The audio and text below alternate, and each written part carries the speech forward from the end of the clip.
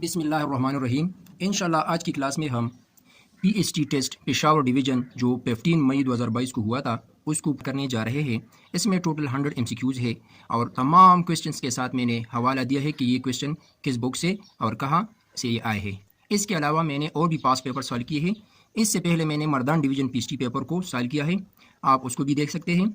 जितने भी ईटा प्रिपरेशन के हवाले से मैंने वीडियोज़ अपलोड की है, कोर्स से है या पास पेपर से है, वो प्लेलिस्ट की सूरत में HTN मैथ्स एकेडमी के चैनल में मौजूद है जो ईटा प्रिपरेशन के नाम से है। इसमें बहुत सी वीडियोज़ आपकी प्रिपरेशन के लिए बहुत करामत वीडियोज़ है, तो आपने इन तमाम वीडियोज़ को वॉच करना है और अच्छी तरह से तैयारी करनी है।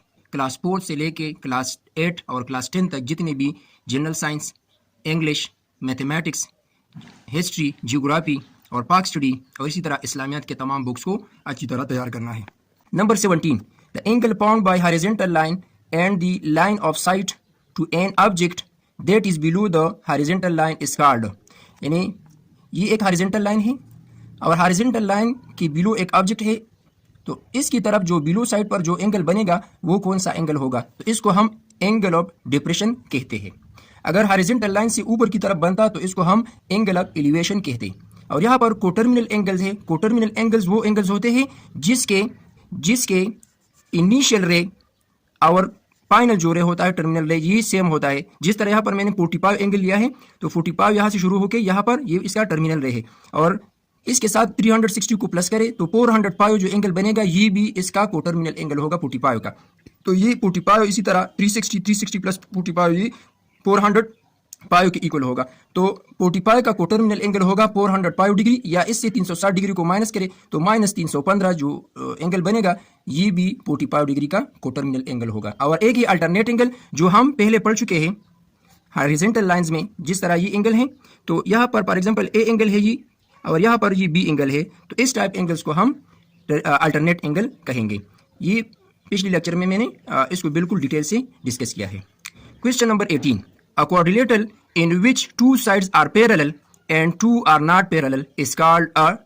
इन एक कोऑर्डिनेटल है, 4 साइडेड फिगर है, तो वो कौन सा फिगर है जिसमें 2 साइड्स पैरेलल है और 2 अनपैरेलल है। पैरेलल लाइंस हम पहले पढ़ चुके हैं, आप पिछले लेक्चर को देख सकते हैं।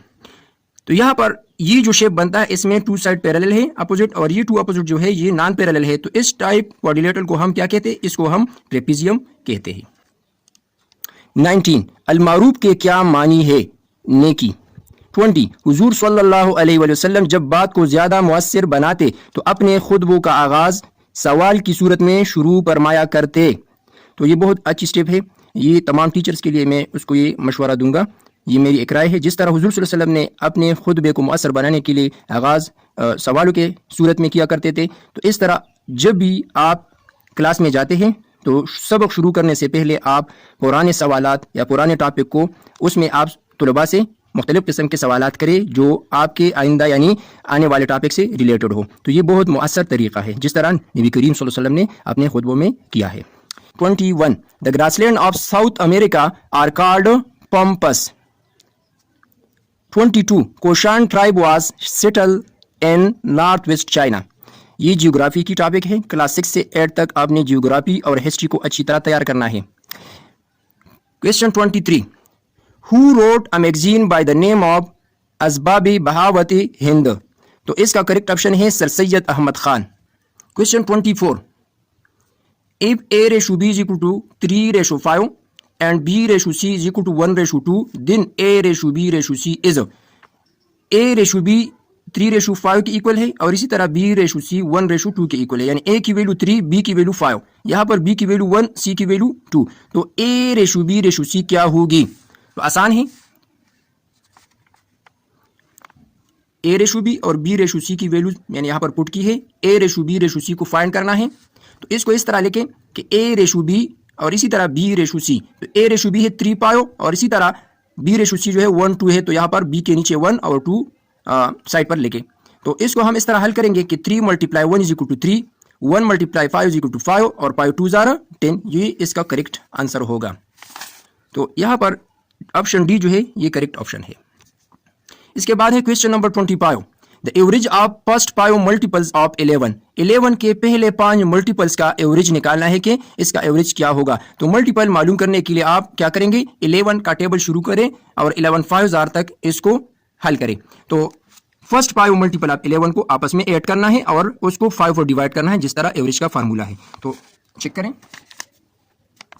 First 5 multiple of 11, 11 1 is 11, 11 2 are 22, 11 3 are 33, 11 4 are 44 और 11 5 are 55। इसके ये 5 मल्टीपल है फर्स्ट।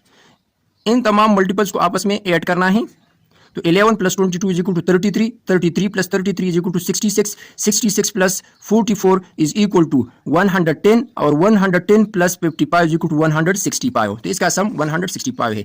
टोटल नंबर 5 है। तो जब भी हम किसी डेटा का एवरेज मालूम करेंगे तो उन तमाम नंबर्स को आपस में ऐड करके नंबर ऑफ एलिमेंट्स पर इसको डिवाइड करेंगे। तो इसकी तादाद 5 है, तो 165 डिवाइड बाई 5 इक्वल टू 3 यानी 33 इसका करेक्ट आंसर होगा। तो करेक्ट ऑप्शन है यहाँ पर ए ऑप्शन।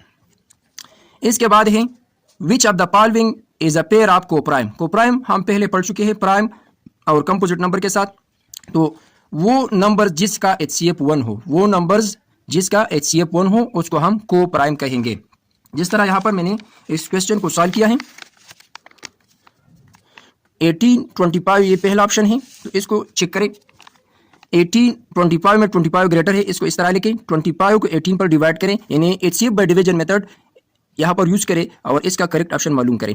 तो 18 1 इज 18, इसका रिमाइंडर 7, जो 18 है ये यहाँ पर न्यू डिवाइडेड हो जाएगा। तो 7 2 आर 14, आप 7 यहाँ पर लिखें, 4 1 इज 4, 3 इसका रिमाइंडर, 3 1 इज 3, 1 इज रिमाइंडर और इसी तरह 1 3 आर 3, तो 1 इसका HCF है। यानी वो डिवाइजर जिस पर रिमाइंडर 0 हो जाए उसको हम यहाँ पर HCF कहेंगे उन गिवन नंबर्स का। तो इसका HCF 1 है, तो करेक्ट ऑप्शन ए है यहाँ पर, ये करेक्ट ऑप्शन है। Question 27, the human brain is enclose in bony case called cranium. Cranium mean कोफड़ी, इसका करेक्ट ऑप्शन बी है। Neurons transmits message in the form of electrochemical waves.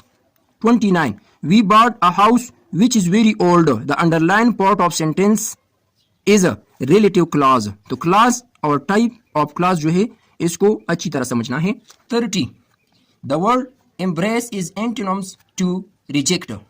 ये बाकी जो है ये इसके synonyms हैं, इसको भी याद करना है।